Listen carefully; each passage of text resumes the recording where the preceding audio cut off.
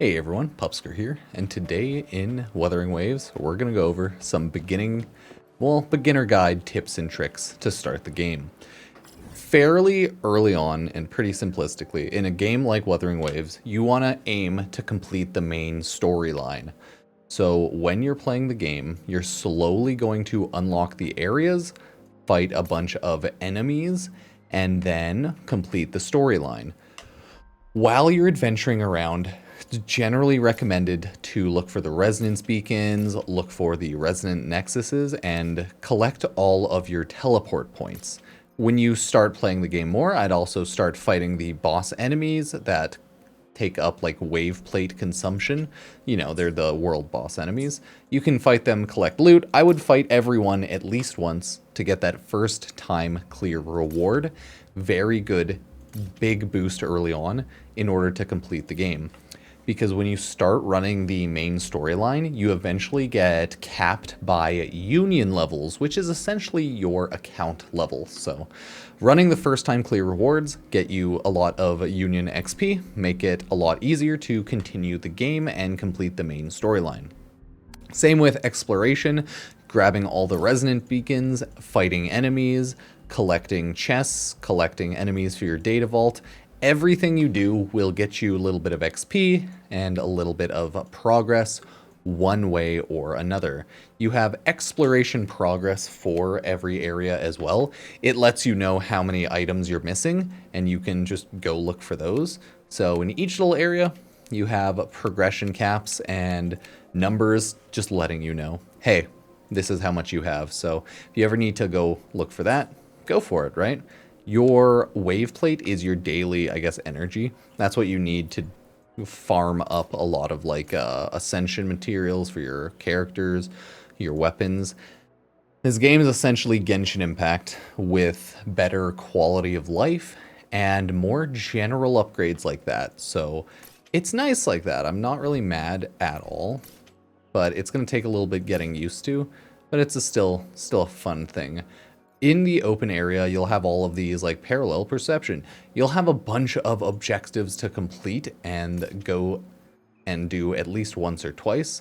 This is a training area where you can farm up XP points or gold, well, shell credits for wave plate consumption. Wouldn't do that too much other than early game, but hey, that's how that works. You have the full game and I'm just slowly completing it there, right? This is your main hub area, and it contains a lot of stuff. You have the Pioneer Association, go there for loot and stuff. You have a Relic Merchant, go there for loot and stuff. Souvenir Store, loot and stuff. Pharmacy, loot and stuff, right? Restaurant for food loot, grocery for food loot. Synthesizer to create stuff, which you will need to do in order to upgrade everything and get more loot. And there's also weapon crafting, right? So that's the general area here. Make sure to visit all of these areas because you can get a good chunk of loot. Just we quickly take a look over here. Go to the Resonance Beacon. It's much like Genshin Impact, okay? You farm up the areas, they will give you items, and then you can claim progression and then claim your levels here and get a ton of loot. So you'll want to do that.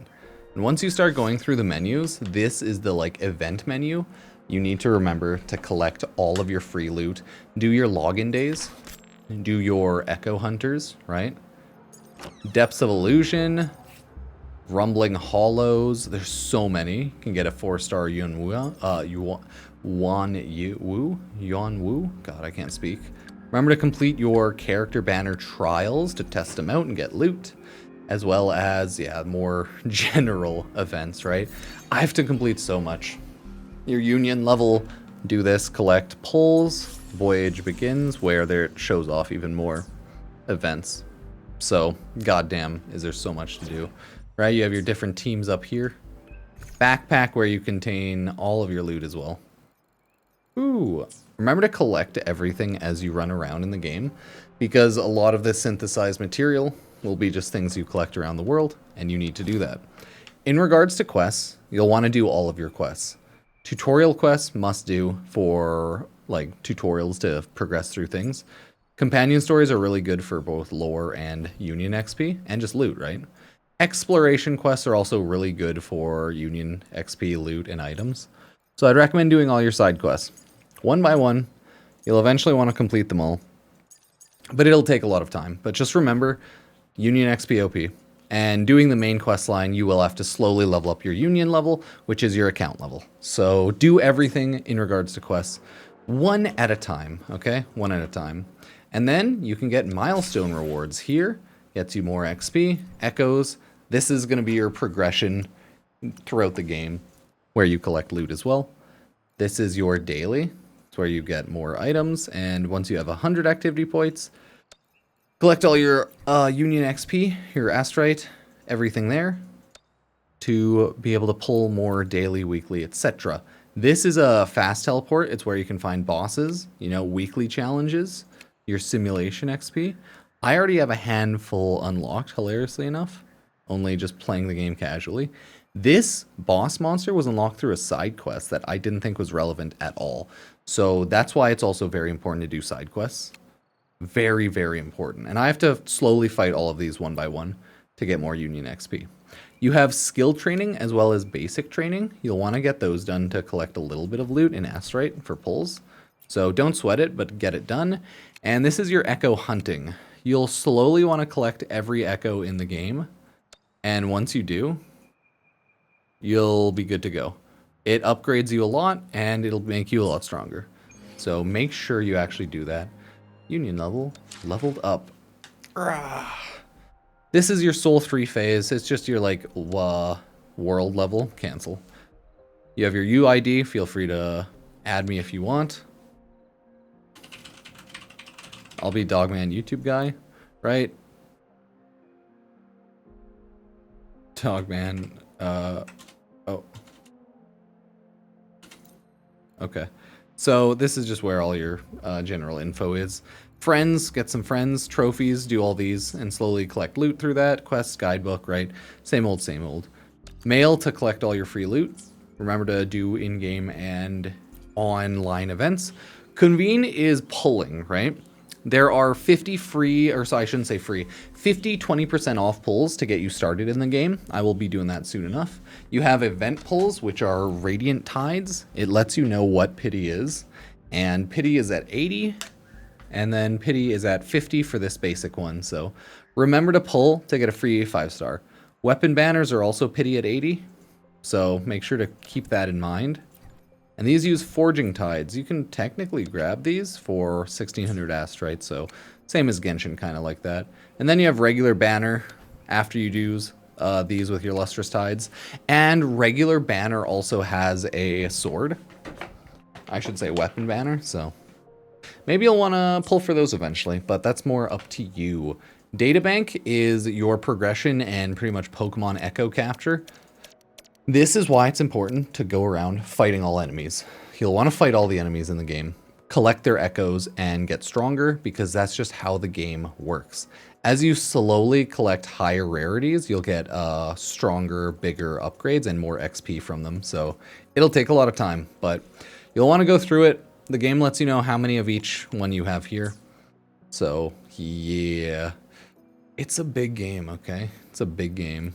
You have the store, which is kind of obvious. I'm not really buying anything, but it also has like loot-like corals here. And eventually you'll buy pulls through there. So yeah, I wouldn't bother buying any Lustrous Tides with Astrite. Only Radiant or Forging Tides, right? You can purchase stuff, point shop, but that's not really relevant until you start spending money pulling. It has a Pioneer podcast, which is a battle pass.